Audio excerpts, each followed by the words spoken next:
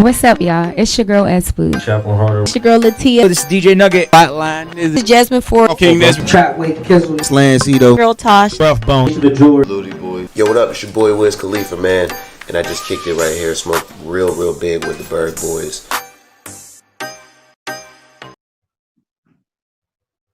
We are live, and we don't have the Kung Flu. It's your boys, the DJ, the Berg boys, DJ Spills. He's muting himself. Unmute yourself, you fuck. Unmute yourself, doghead. My bad, bro. DJ Spills in the building. How we doing? It's Tuesday. I feel great tonight.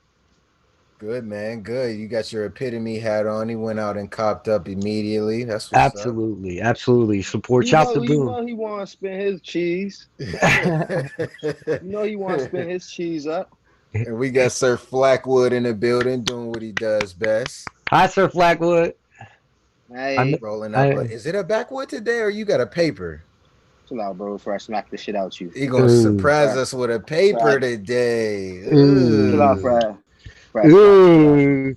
So is it general flack or is it major flack? It's major. I just received a combat promotion today, man.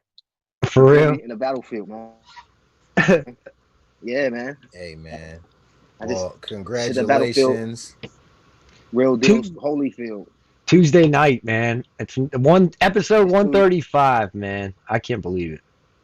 Congratulations. It's virtual Tuesday night.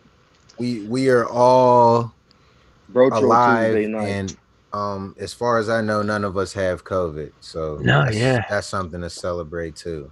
Yeah, that's right. None of us have COVID at all. I think guys were at like 250,000 views. So that's pretty. Okay. Yeah. Let me see your flex muscle. Ooh, shit. He got a hernia. He copped him a fresh hernia. Tonight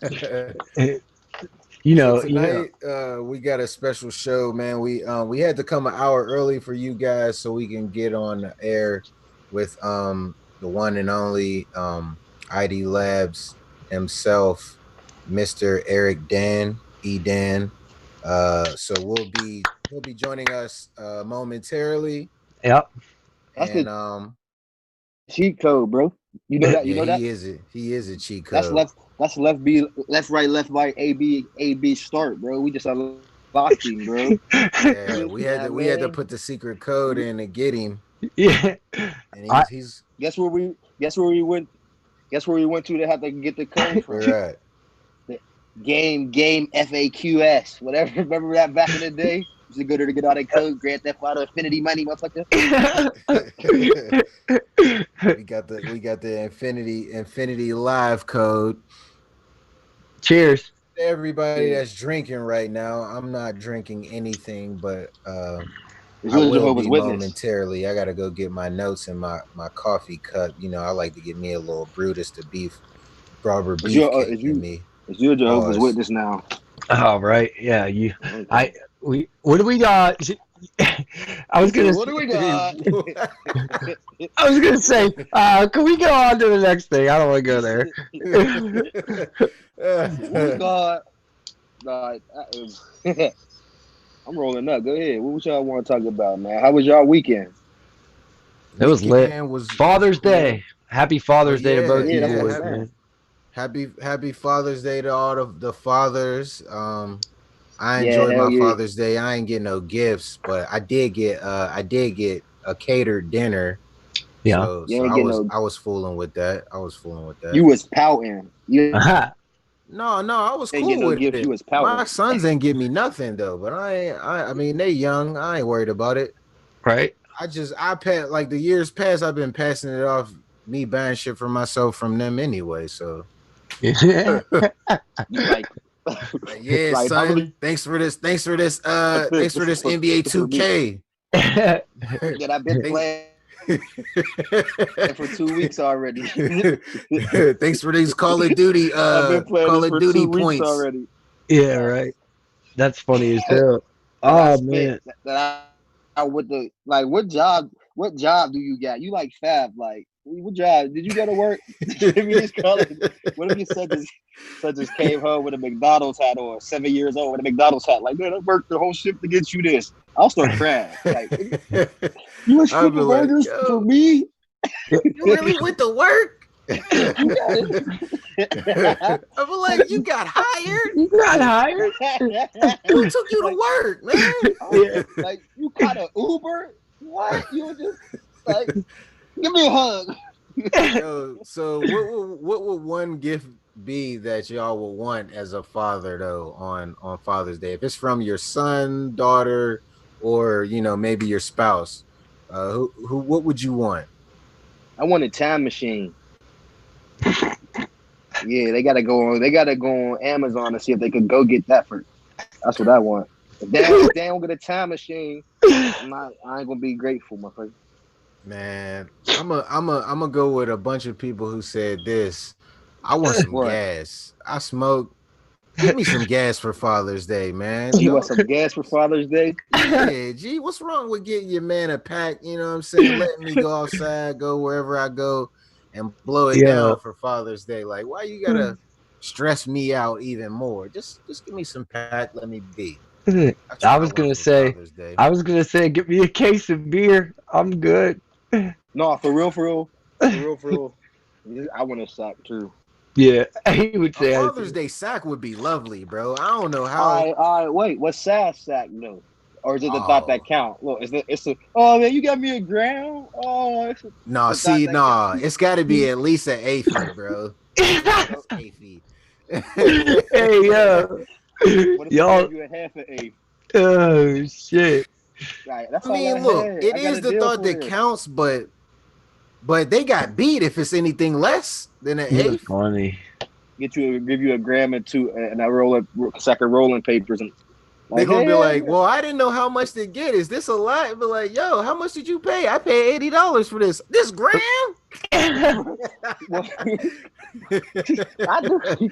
This gram? Funny as hell, dog. I need a lighter. Yeah, but no, a Father's Day sack should be added to the Father's Day list, man. But I hope you guys had a good Father's Day. Real shit. It was fun. Hanging out with the family, that's all matters, Yeah, I got to hang out. What was your dinner? What was your dinner though? Ramen, top ramen with some butter in it. I had the crab legs. I had some fish. I had the fruit salad, and I had a real salad. He's balling over here. Okay, I had the Red Lobster biscuits. Had the Red Lobster biscuits. Homemade dips? No, they went and copped them. Oh, you must fresh have hot been boys. A good father all year. Ooh, shit. They were gonna grab you the fresh hot dips. Ooh, shit. I had the lobster bisque soup. So I had everything. Hey yo, look at for your black ass. Huh? Look at this white dude in the paint behind me. He got the ultimate dad shoes on. Look. Who is that? I don't know. I don't even know. I just realized dad shoes. He built like, what's it called? Let me grab my daggone drink. He built like Fran. That's what I thought it was. Ooh, shit. Like that's Roberto Clemente. No. Like I'm talking about the dude. No, the white dude. The white dude. But chop his head off. Like move the camera so you can't see his head. Then that's Fran. Look. Had to get him. No shit. Man, I'm really, really excited, man. Thank you guys to everybody tuning in. Shouts to Taylor Gang. Shouts to McQueen. Every Tuesday, the Berg Boys. Follow us on Instagram, on Twitter.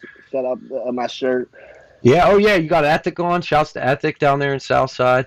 Absolutely. Yeah. Shout my blunt out. Ooh, shit. Flackwood, always rolling up a backwood. You already know what's going on. No, but seriously, every Tuesday night, normally 7 p.m. This week we're 6 p.m. But we 135 episodes in. YouTube.com/The Berg Boys Show. So tell a friend, tune in, check us out. We appreciate it. Where'd Motor go? He just disappeared. Yo, he went to get his coffee. He said, and then we're gonna bring at 6:30. Yeah, we're gonna bring our What guest in. crackhead shit he on? He's on that late night I gotta talk grab my shows. kid. He He's all on that jumped late up night. on. He all jumped up on Mountain Dew. He about to go throw Uncle Chip's War Medals off the bridge. Off the bridge. You're funny as hell, dog. Oh my Yeah. god. He dipping to go get coffee at 6. I'm rolling up. Flat. Have you been out? Have you been out since? You haven't gone out anywhere. Hell no, I don't go nowhere. Hell no. Hell no. Flack won't go. I don't go nowhere. Maybe I might go to the gas station to get some blunts. You be gloved and masked up. You walk in like. Hell yeah, I'm trying to find me one of them little hazmat suits. You gonna steal one? Where? Oh, who you got? You got Baby Joe. Yeah, I figured. Here. That's not good. Young Jay, he just woke up, so It's Baby Joe. This interview for now, cause Mom Dukes ain't here. But we can go ahead and get started. We're gonna get E.Dan in here without further ado. Thanks for tuning in. We'll be right back. The world turning, the weed burning, them haters talking, I keep earning. Know some who say life's a bitch, well I'ma keep flirting. And fuck that bitch for the money and Louis V purchases. Oh, the world turning, the weed burning, them haters talking, I keep earning. Know some who say life's a bitch, well I'ma keep flirting. And fuck that bitch for the money and Louis V purchases. Oh, the world turning, the weed burning, them haters talking, I keep earning. Know some who say life's a bitch, well I'ma keep flirting. And fuck that bitch for the money and Louis V purchases. Oh, the world turning, the weed burning, them haters talking, I keep earning. Know some who say life's a bitch, well I'ma keep flirting. And fuck that bitch for the money and Louis V purchases. Oh, the world turning, the weed burning, them haters talking, I keep earning. Know some who say life's a bitch, well I'ma keep flirting. And fuck that bitch for the money and Louis V purchases. Oh, the world turning, the weed burning, them haters talking, I keep earning. Know some who say life's a bitch, well I'ma keep flirting. And fuck that bitch for the money and Louis V purchases. Oh, the world turning, the weed burning, them haters talking, I keep earning. Know some who say life's a bitch, well I'ma keep flirting. And fuck that bitch for the money and Louis V purchases. Oh, the world turning, the weed burning, them haters talking, I keep earning. Know some who say life's a bitch, well I'ma keep flirting. And fuck that bitch for the money and Louis V purchases. Oh, the world turning, the weed burning, them haters talking, I keep earning. Know some who say life's a bitch, well I'ma keep flirting. And fuck that bitch for the money and Louis V purchases. Oh, the world turning, the weed burning, them haters talking, I keep earning. Know some who say life's a bitch, well I'ma keep flirting. And fuck that bitch for the money and Louis V purchases. All right, man, we're back live, and sorry for the wait, but we have none other than E.Dan, Mr. ID Labs himself in the building. Bam, bam, bam. Air horns for days. Explosion. What up, Air horns homies? What's up, man? Oh my gosh. Thanks for joining us, man. We really appreciate it. Yeah, happy to do it. The virtual pull up. Yeah, right. Virtual pull Thanks up. for the virtual pull up. Yes, sir. How was quarantine changed anything for you, man? I know you got the business, but you're pretty secluded in your area. Yeah, man. It has changed absolutely nothing for me. So I still sit in this room mostly by myself all day, mixing records and making beats. So yeah, it really hasn't. I don't know. I was hoping to catch a break, really, but I got more busy because I feel like everyone decided they were so bored that they were gonna, make 100 songs and send them to me to mix. This is the time. Yeah. So yeah, it really ain't been no different for me. All right. Well, got to get started from your beginning and try to put the narrative together to where you are now. Just to run some of your background down, you started out um, and Strict Flow. Well, before that, you were, learning music and listening to the 45s. And Mm-hmm. I listened to an interview where you talked about your babysitter across the street had actually That's could true. play piano by ear. Wow. Shout out Nancy. Yeah. She was the grandmother of my friends across the street, but she would watch like all the kids around, like in a 3-4 house radius when everybody's parents went to work.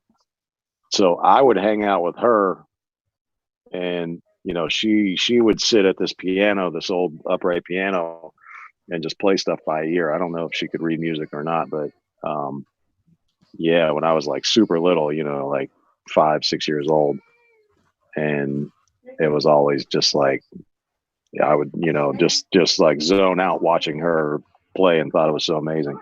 So I think that's what got me like thinking about making music like super early on. Oh, I think. Now from there on, you went to creating with Strict Flow, and then you became like a whiz at being able to do more than one thing. You were a Well, weekend DJ. it got started. I started playing guitar super heavy when I was like 16. Wow. And got into some bands and was just doing like a lot of covers, and that sort of segued into making beats on my own, some leaky drum machine and keyboard, my guitar, and then that's what segued into my homie Chad Glick, who was in Strict Flow. He was like the producer for Strict Flow. He pulled me in to play some guitar on Strict Flow tracks, and then I was playing guitar on a couple of tracks, and I was like, by the way, I got these little rinky dinky beats that I was making, and played them for the guys, and they were like, oh, these are fire. And next thing I knew, I was like producer DJ alongside Chad. So that was how that started. And basically all the studios in Pittsburgh were like so rock centric that when we'd walk into like, we started working on an album at some point, and we were like recording out of some dude's house for a while. But then once we decided we wanted to like make a little bit more professional of an album, we went to like 3 or 4 different studios in the city in Pittsburgh, and dudes just didn't know what to make of us. I mean, it was a white dude, a Jewish dude. Saeed is Algerian, and Masai was black. And we would walk in and just like they just like look at us like, what is this? You know what I mean? Like, what are these guys about to do? And then on like a technical level, so there was truly some bad vibes like initially, but then on a technical level, people just didn't know how to use samplers, and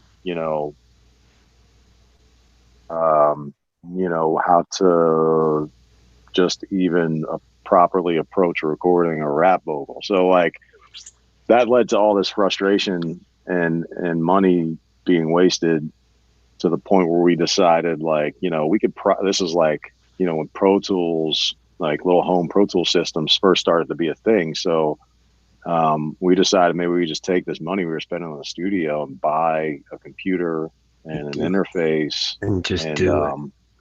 Wow. Try to do it ourselves. Yeah. So I built the little basement studio and started recording us. So that was more or less the beginnings of me, recording and, thinking about things as an engineer. It's all self. Is it all self-taught? Is that all self-taught though? Like, yeah, guitar? I didn't go to school. I mean, that's pre-YouTube. So I straight up read manuals, and books, and asked people that I could find that knew anything. I just pieced it together, man, That's through like amazing. trial and error. It surprises me now that so many people will go to school audio because, you know, it's complicated in some ways, but it's also it's not rocket science. Um, it's just something that I think, you know, lends itself to learning on the job more so than in school, in that environment. I think you can learn, you can in school, but really like percent of it, you're almost better off saving that money. Just because it costs so much to do. To me, you're better off taking that money and investing it in gear and learning how to do it on your own. You know what I mean? Yeah. What was some of the first gear that you purchased when you started? Yeah. Like that first guitar. What was that first guitar? I still have it. It's a Floyd Rose edition Stratocaster. Wow. I still have that downstairs. I bought that. I was working at KFC when I was 16, and I saved money until I was like, you know, somewhat into being 17, and bought that guitar. So I still have that. That was the first piece of gear I bought. That's amazing, man. Yeah. I still have mostly everything, man, like that I got early on. Yeah. Now I was gonna point out that you were pretty much I would say you were pretty good at multitasking because you know you worked and you still were able to create. And I think that's very important for people to know, especially coming out of this area, because not everyone just gets to go straight to their Yeah. dream. You know what I'm saying? So, how important do you think it was to be able to, like, you know, have the job experience working and being able to create?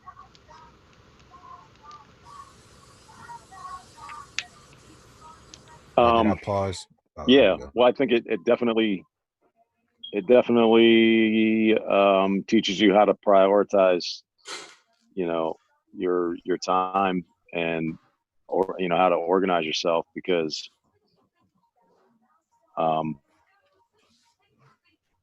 you know, at a certain point I was working hours at the music store, and, you know, selling keyboards and drums, and then I was DJing on the weekends, really like Thursday through Saturday, trying to make music in between all of that. So yeah, that shit was a challenge for sure. But you know, it's like anything. Like if you really are that passionate about it, nothing's really gonna stop you. You know, I just didn't sleep much. You know. Yeah. Are you still gonna do you DJ still? Nah, You done with that?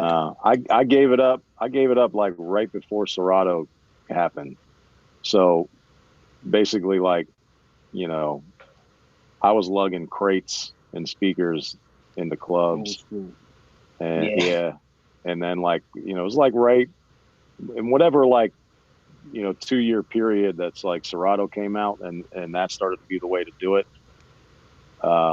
That was like right when I was phasing out of DJing, which was really just because, like, I had, you know, family at home in the studio by that point, and, you know, it was all just like too much. So Yeah. something had to give, and the DJing thing, like, you know, there was some money in it, but didn't feel like, you know, what I was gonna want to keep doing. You know, it wasn't. I enjoyed it for what it was, but Yeah. you know, It wasn't gonna. Yeah. Wasn't gonna be the. Yeah. It wasn't gonna be everything of it. No, that's it's awesome that that you've gotten to where you are, though. And Motor, going back to where you had said we just were talking about how you were playing guitar and how it all started. It was what, like 2004 when you originally opened up ID Labs? Is that when it was? I think it was '04. That's what I think I read. '03, Three? I Oh, think. Okay. three. '03. Yeah, because basically, like, I had the studio in my basement, Mhm. and then my girlfriend at the time, now wife, discovered that we were about to have a baby, and so it was like I had to get the studio out of the house at that point because Mhm. I couldn't have just like random people coming through at all hours of the night with a newborn. Swear. And it was just, just felt like time. I had enough, like steady, really just friends, that I knew. But I think between like that and DJing, like I had, enough money to like squeak by, you know what I mean? And um, I found the cheapest viable option, in Lawrenceville, um, you know, shitty little building that I turned into a studio. That studio that you had built there, obviously it didn't look the way it became. Like, Yeah. and then you had to do a lot of that, like put a lot of the vocal booth and stuff like that together yourself. Um, Yeah, man. how did you go about that? Like, did you have to read manuals and stuff, how to put that stuff together as well? I had no idea what I was doing. It was just complete, I didn't, we didn't even read anything. It was, it was me and Hug, shout out DJ Huggy.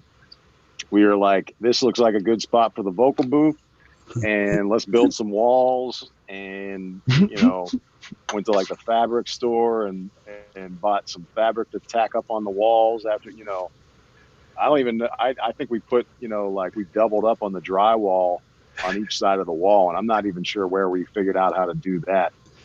We bought a little exterior window to use for like the booth glass. I mean, the floor in that booth was just leftover floor from my old house that, we put down like some new, like the snap in like flooring. I just had some left over, and that was what I used for the floor of the booth. And then the wood floor and motor. I'm sure you remember there was like a. I don't know if you were there early enough that it used to be carpet in that back room in like my studio. Yeah. And then it was we came up on, there was a church that was giving away this this really shitty like same sort of like snap in wood floor, and we went and grabbed a whole bunch of it and did the floor back there. And that was like a big come up for us at the time because it was like, oh man, look, we got this wood floor. Everything was like that though. I mean, like that, the desk, my main desk that I used was, just like some IKEA desk sort of work. It was modest as hell. Everything about that place. Yeah, but a bunch of gems came from there, right? Am I a bunch of early hits came from that studio? What's that? A bunch of early hits, Yeah, I like hit mean, songs. everything. Everything we did up until I don't know. I've been in this place for it was like 10 years. So everything up until like 2013, 2014, like anything that I did, with Mac or Wiz, up until those years we did in that place. So I mean, Wow. tons of people ended up coming through there, like Juicy J was there, and Gucci Man was there, Bun B was in there, MC8, all kinds of people, man. That's A insane. lot of people through there. Juicy J loved that studio, loved the old ID. Yeah, man. What Now, was it like? oh, go ahead. No, go ahead. I was gonna say, what was it like the first time you heard your shit on the radio or like on like the big platform?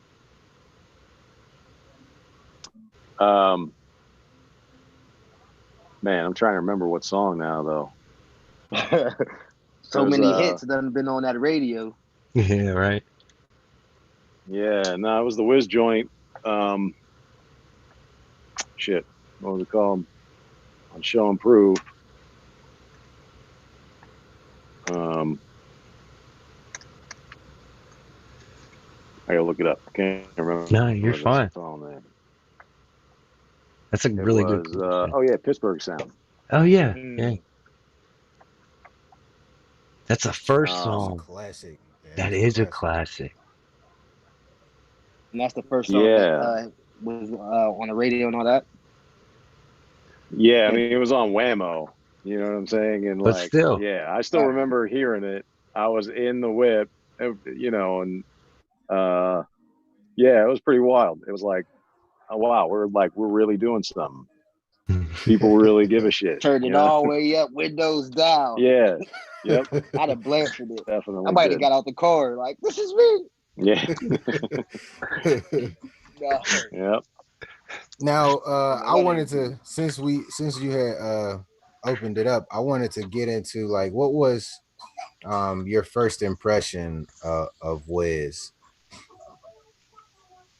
Well, I mean, so you know, let's point out the fact, Motor, that if it wasn't for you bringing him to the studio, none of us might not be sitting here right now. So, we were in there together, and you did our session, Sharon, right? Yeah. So Hug, I went to school with Sharon, right. and Hug, I met from Sharon, and it was like, yeah, Hug's opening the studio with someone else. And it was like, okay, so then I think that was our first time getting to actually do a session with you, because like Hug couldn't make it or whatever, and it was like, all right, yeah, we get to do it with E, and then you had this mystique about you, like, yeah, like that's the man right there. So like, let's not go in here and fuck up. Like, we got to be on point. He's not gonna let us sit in here for longer than the hour that we pay for. Like, we gotta get our stuff together. And then, I mean, the rest is history. He wowed you like he wowed me all the time in the process.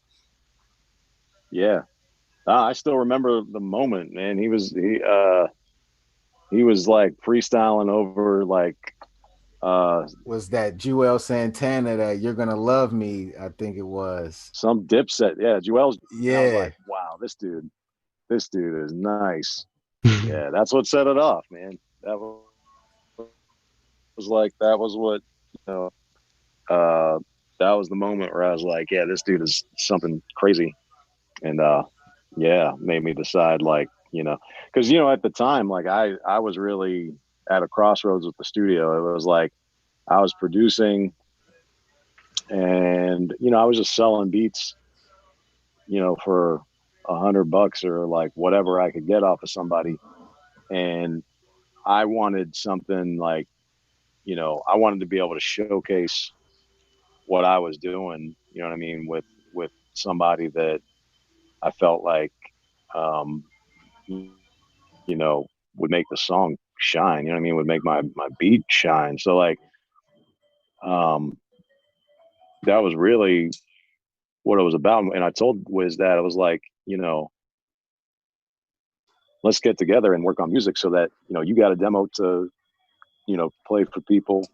And I've sort of got a demo like of my beats, you know what I mean, with somebody that I think is nice over top of them. Right. You know, so it was never like, you know, let's go be famous together and get rich. It was more like, you know, let's take a incremental step together and, you know, try and put together a project that we both think is really good and see where it goes from there. And that was sort of the whole idea. And Wiz was the first, you know, artist that like I decided, you know, let me just work closely with this dude, you know, as opposed to like, you know, make a beat and play him a bunch of beats and, you know, let him do his thing. It was like, you know, it was just more of like a collaborative process. And, you know, we had that a little bit with Strict Flow, you know, years prior, but this was different because I was, you know, there was only two of us and I felt more in control of the music, you know. Right. So it was important for me. I would have to say, I think aspect. I was going to say, I think personally, like as far as like a duo tandem type of thing, I think you guys have really set a really high standard for the bar, in my opinion. That's not just because we're all from Pittsburgh. That's like genuinely for our music industry and our generation. Like that's it's one of those things that people try to find, and you can't find it too often, if that makes sense. You know, being able to that loyalty. I mean, I think that's really the takeaway for me. You know, Wiz has made a lot of great music with a lot of great producers. And, you know, I mean, some of the stuff that him and I made together, you know, particularly in that room at the old studio is really special to me just because, you know, so many people and decided they loved it too. But, you know, it's more so just the fact that, you know, we have both stayed a part of each other's, like, you know, journey. Like Wiz had, you know, so many, you know, he's worked with so many people that there's nothing that was keeping him, you know, tied to me in any sort of way. Other than the fact that he saw the value in continuing to work with me and felt like it was important to, you know, keep that collaboration going. So yeah, shout out to Wiz for being that dude, you know what I mean? And being that and really like valuing, you know, the sound that we created together, you know? Yeah. Yeah, I think Once y'all took Motor off the track real quick, they had to take Motor off the track real quick. Yeah, no way, man. Motors. No, what personally? Motors. Nah. Motor's skits were legendary. No, personally, what's one of your favorite Wiz songs? Not even if you didn't produce or if you did, but what's one of your favorite joints? Man, you had to take it to a desert island with you. I'll give you a tape. The only tape you take it to the desert island with you. Whole tape? Yeah, I'll give you a whole tape. I don't know, man. It would have to be a compilation. It would have to be a compilation of tracks from specific projects. All right. But, you know. What song gotta be on it then? Like some of my favorite some of my favorite joints that I've done with Wiz are definitely like The Race, This Plane, The Plan from ONIFC, and No Limit from ONIFC. Wow. Which we did with Nice Wreck. Yeah, that joint's crazy. That joint's like 2 parts. Yeah, I love that song. Yeah, that part. Because I like trippy, like, you know, groovy, mellow stuff like that. So yeah, that's like a favorite. But Wiz got so much music, you know. It's like it's so hard to even say, man. Yeah. But so many of those projects are just special for different reasons. Like I can remember, you know, making them all, like whether I was producing on them or mixing. Like I still remember mixing Cabin Fever, the first one, like thinking to myself, like, man, this shit is amazing. You know, same with Taylor Allardyce. Like, yeah. Wow. Yeah, just so much music, you know what I mean? And even like the super old mixtapes, like there's so much classic shit on there. Like some of the like early stuff that he did with Sledgerin is so crazy, like on Star Power and Prince of the City too. Like, you know, I still listen back to that stuff. Like, man, that shit sounds so groundbreaking to me now. Yeah. You know what I mean? And it was such a different world back then. You know, I don't know. So transitioning over to another artist that has a long-standing history with you as well as Mac, who God rest his soul isn't here with us anymore. But can you talk about your friendship and relationship with Mac, how how that grew and progressed? Yeah. It was similar but different in that, he was just sort of a kid that wandered into the studio.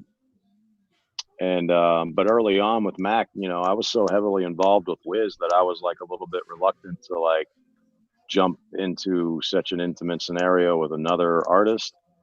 So it took me a little while.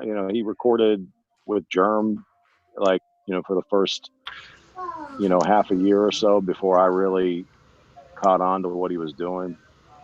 And once I was in it, it just became something that continued, to develop. Um, with Mac, it was just such a creative experience because he was so limitless in terms of you know musicality and style. Like he really didn't have any um, uh, No box. he didn't have Yeah. any boundaries that musically he was willing to like explore anything. So and we did become really good friends over the years too. Um, but yeah, I mean, he's the homie forever. Yeah, I mean, you say musically, I mean, I just think of so on several occasions that I've just been around him, and it's Mhm. like dude will just be sitting there and there's like a piano or a guitar around, he has to pick it up and play it. Like Yeah. Well, see, I like think that's like maybe that was a major difference to me in comparing like Mac and Wiz, which mhm. those two being like the only artists I've ever witnessed, from unknown to superstardom.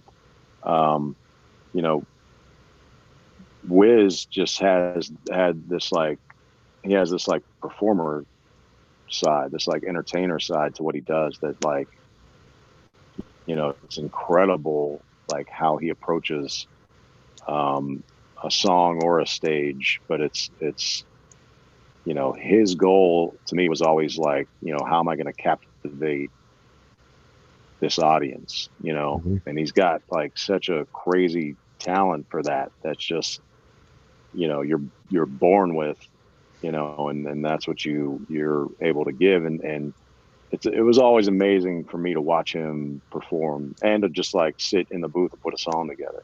And then with Right. Mac, it was always like this exploratory thing where it was like, let's see, how many different roads we can take this song down. Um, and he was more of like a studio rat, like I was. So we just spent a lot of time like in the studio experimenting together, which are like really special moments now looking back.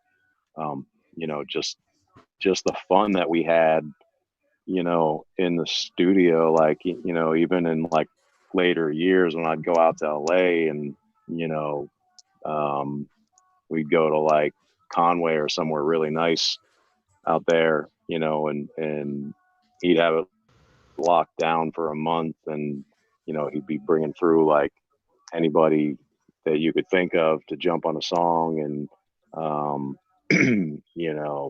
have like racks of keyboards sitting in the room that he brought in for that month, and like the whole live room he'd have set up with drums and piano and everything mic'd and ready to go because he was trying to go in musically, you know what I mean? And because he was a producer himself, so Yeah.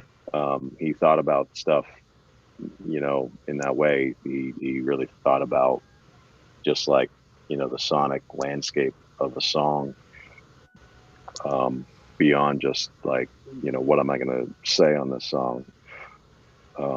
So yeah, I mean that's, you know, we had some really amazing times in the studio.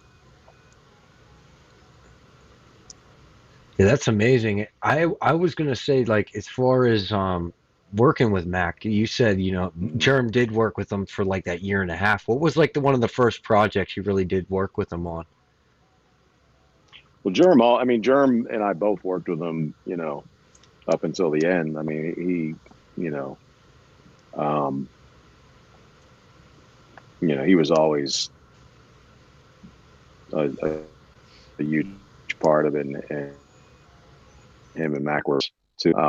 But yeah, I mean, I think Germ, you know, had done like some stuff on like the Jukebox, you know, like one of those super early mixtapes, and I didn't really jump in until Kids. Okay. So the first song that Mac and I made together was Knock Knock off of Kids. Yeah. So we made that from scratch, you know, the first time we sat down and worked together. And, you know, to see that be like a fairly big song. I mean, I don't know if it went platinum, but it went gold. Yeah. Um, that was pretty crazy, you know. Definitely was. Mhm. A moment, I want to talk about a moment of change. Because I know we on time constraints, so I was trying to plug a couple things in. So you Yeah. had to, you didn't have to move from Lawrenceville, did you? That was just a choice, correct? Yep. So Yep. You know what it can you was, talk? man? Can you talk about that? Yeah. It was like, you know, by that point, both Wiz and Mac, um, you know, were pretty much like celebrities. And, um, you know, anybody that's been in the old ID Labs knows that, you know, there was like a door. There was like Butler Street in Lawrenceville, Rinky Dinky Door, and then the whole studio. So like once those guys like blew up, you know, there'd be people banging on that door all day long, or sticking their head in the mail slot, yelling for them. So it, you know, it just got too hard to like work and get, you know, some peace and quiet in that place, and we just outgrew it. You know, as a like we just didn't have enough room to continue doing what we wanted, and you know, I wanted something. I wanted a complex where everybody that, you know, was around us that was doing something could have a place to work out of, and that was what led to, you know, the new place. And the reason I didn't stay in Lawrenceville was because by that time, you know, when I first moved into Lawrenceville, I started renting that place for $500 a month, and by the time I left, my landlord had never raised the rent, but you know, to buy anything around there was like way out of my price range. So we ended up going across the river where it was nice and cheap. Super Makes dope sense. spot you have now too. It's amazing. How? And What was the process of finding Yeah, that I love it. place? I looked everywhere, man. I looked all around the city, and you know, this was like one of the least expensive and yet in best shape buildings that I found. And it just so happened it was like right across the river, which worked out because, you know, it took me a good year to get this place built out. And so I was still working at the old spot, and I was constantly having to be here, you know, to oversee things. So in hindsight, if it had been like, you know, further away, it really would have been difficult because I would have been constantly driving, you know, back and forth.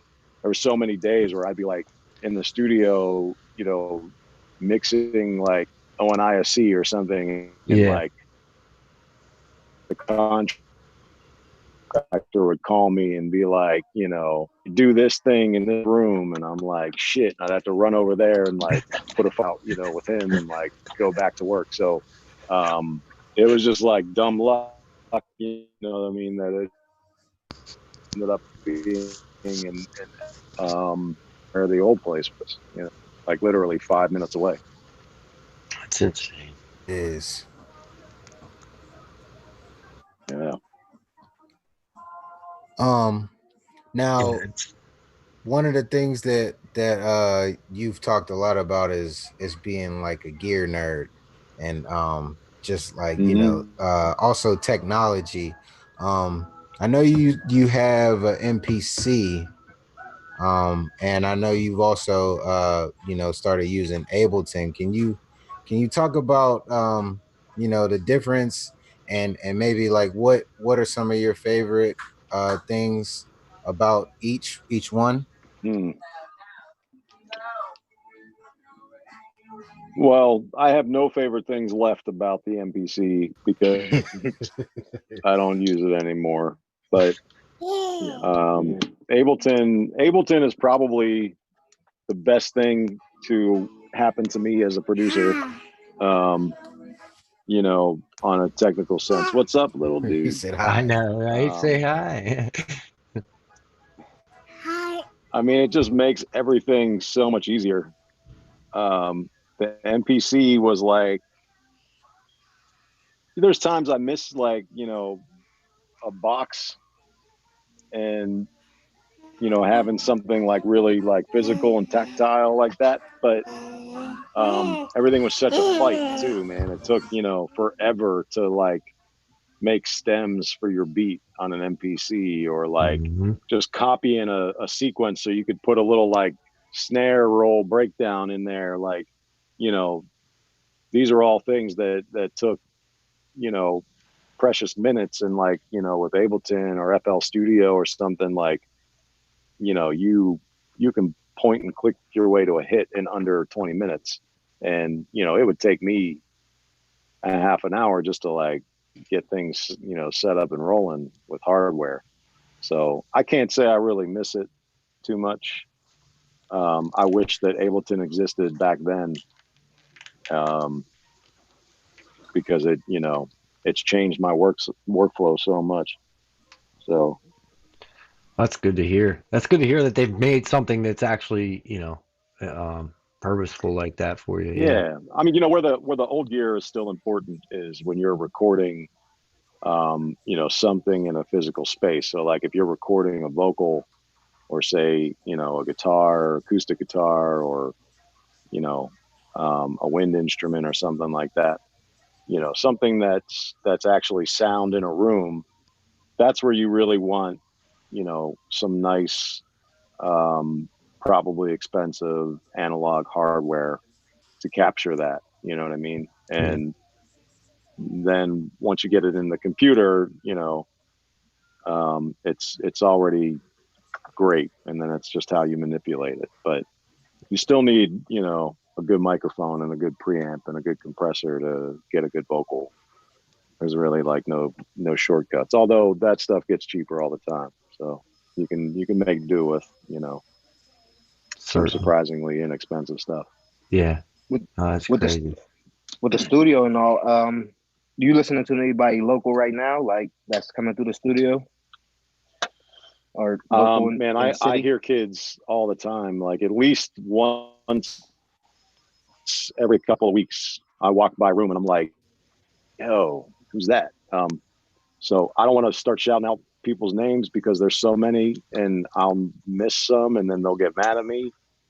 But there's at least a half a dozen dudes right now working on projects that I'm really, you know, anticipating what's going to happen with them. That's what's up. Some That's of those definitely I'm what's up. involved in, most of them I'm not.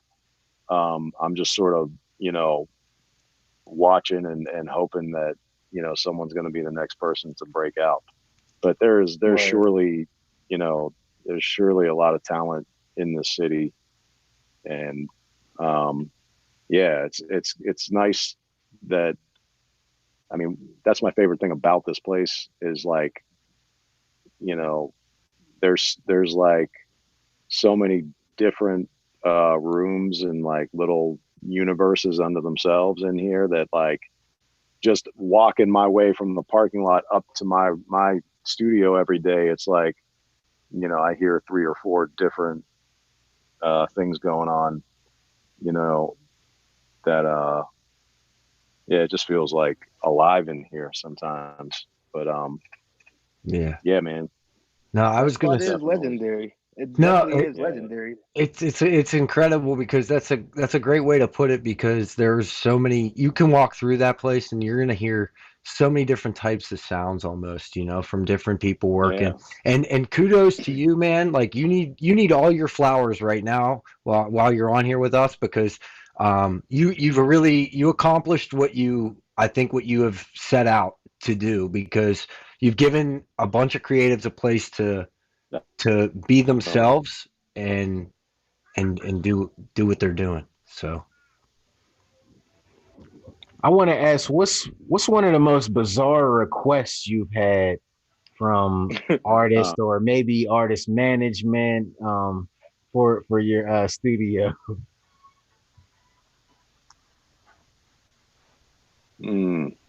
man, bizarre requests. I don't know. That's a good question. I mean, to me, like nothing's too bizarre in the pursuit of making good music. So, um, if someone said like they just needed like a bowl of only red Skittles and, um, Only you know, the tap, then, that's fine, man. If that's what you need to make great music. So yeah, I don't know. I don't know, but there's definitely been some interesting moments here. Like I remember like Leveon Bell came through one night when Wiz was recording, and Le'Veon parked in the street behind us, right in the middle of the street, literally. And Like so Wiz was blocking in the booth, traffic. yeah, like you in the know middle of the street. you know how tight that Um, street is. Oh my god. yeah, and so Wiz is in the booth, and I'm recording him, and then like I see like 2, 3 cops at the door, hitting the buzzer, and like I'm like, oh shit. Yeah.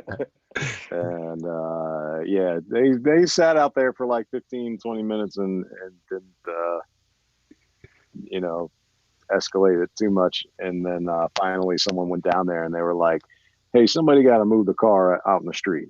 Yeah, right. And it was real smooth. I was expecting much worse, but it went real smooth.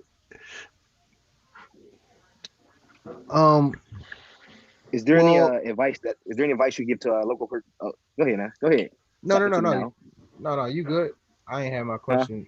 I was listening to yours. See, you just try Advice to still. local producers Yeah, or there any producers on the come you go.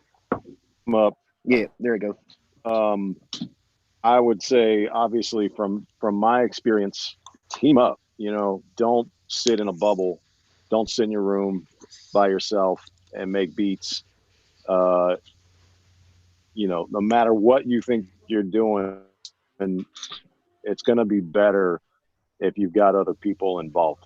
It's really hard to make music in a vacuum and to know whether or not the music you're making has any value or not.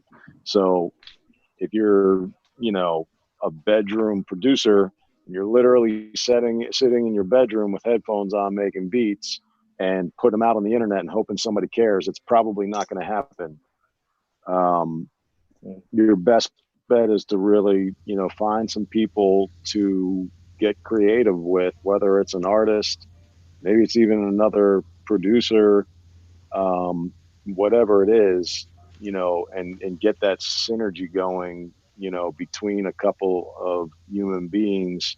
You're just way more likely for people to want to give a shit and pay attention, if you're making a community out of it and making a movement out of it that involves other people, and it's not just about you and You.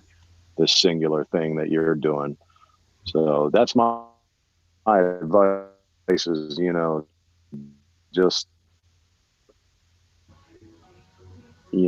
never stop what you do, and, always try and bring people into what you're doing and work, with them, and not be in so much competition with people around you. Make people around you a part of what you're doing. That's excellent advice. Actually. Excellent. That is. And before we get out of here, I'd like to ask, is there anything else that you like to accomplish with the studio, or even just personally as a producer engineer?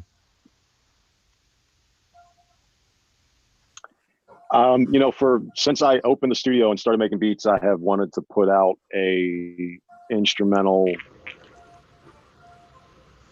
album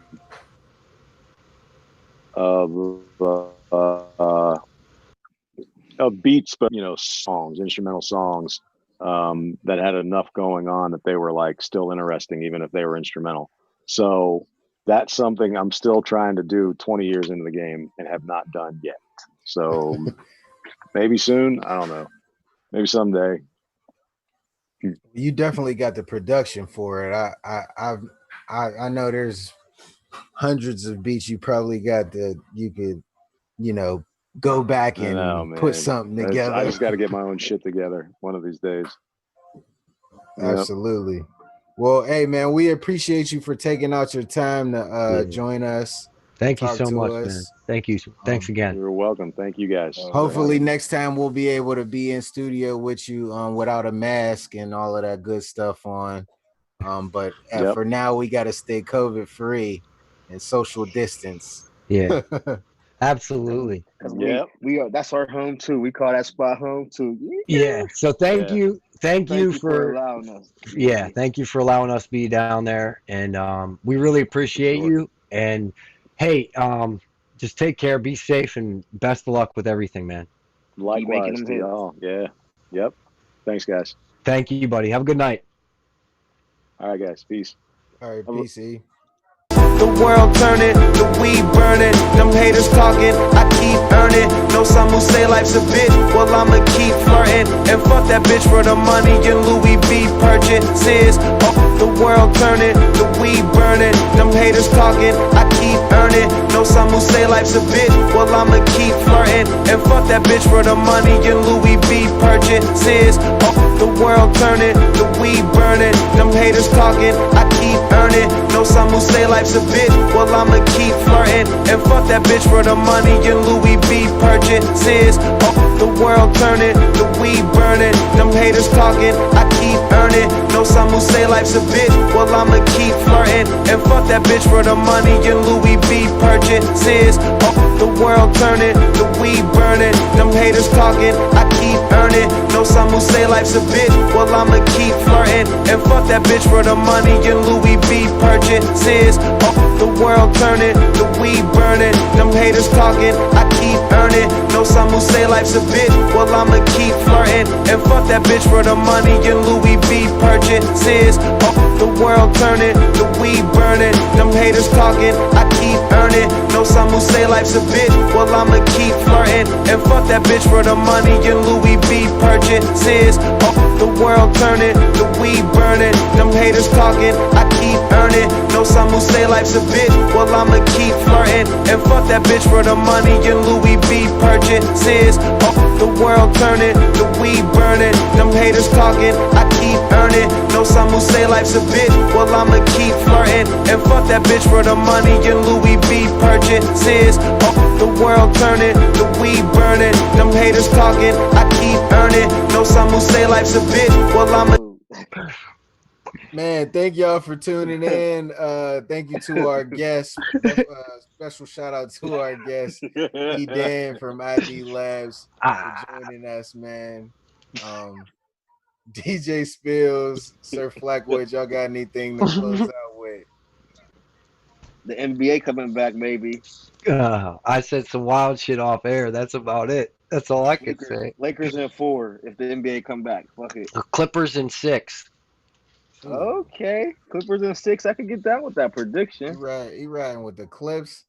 I'm just hoping that they come back without anybody else catching COVID because I think they said a couple NBA players got it. Did Yeah, Mark man. Cuban Hey, get it? real shit Mark though. Cuban get it. We gotta go crazy if Mark Cuban get COVID. That This can't is happen.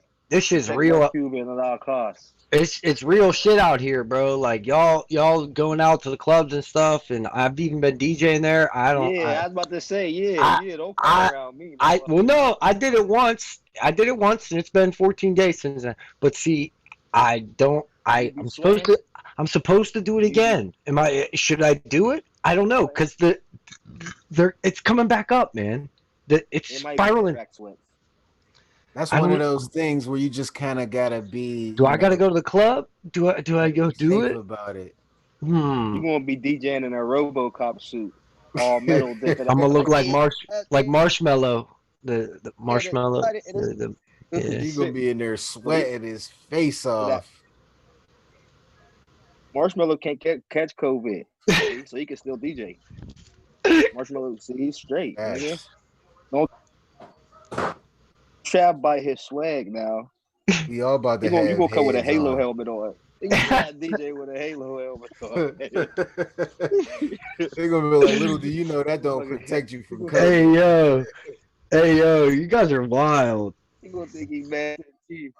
I still need a You going to haircut. the Paris game when they open up? Cause you know you love the Hell Paris yeah, game. You go to bro. the Paris games when they open up. Yes, I'm going. So You already know. he won't You- DJ, but he'll risk. He won't risk COVID to DJ, but he'll risk COVID to drink beer and watch the Buccos.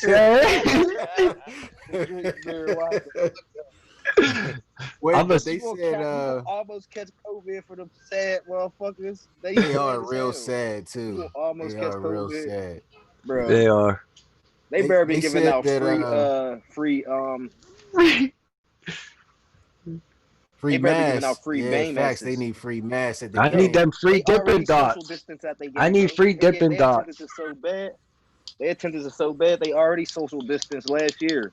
Before Facts. COVID, they was on 50% attendance. They was on COVID They was before practicing COVID. social distancing before COVID. Real shit. You can sit 20 seats between motherfuckers at a Hey, Paris game. you're not gonna talk about my buckos like that, Flack. Okay. All right, I gotta go. I'll talk to you guys later. I'll see you. All right, horse. All right. All right, Hey, y'all. was we still live? I ain't this Yeah, we're live. I We're was gonna live. say, I gotta go though. I got shit to Well, do. he gotta go. You know what you gotta go you do. gotta go to the bathroom. Officer Doofy gotta take a poop. All right, A y'all. poopy. Y'all funny as hell. All right, This man. episode Thanks could be again for Paris. tuning This in. episode is called Paris been social distancing. Ooh, they've been social Or distancing. they've been on 50%. That's what the title of this episode is called. All right, man. Well, once again, we appreciate y'all. See y'all next Tuesday. Bye bye.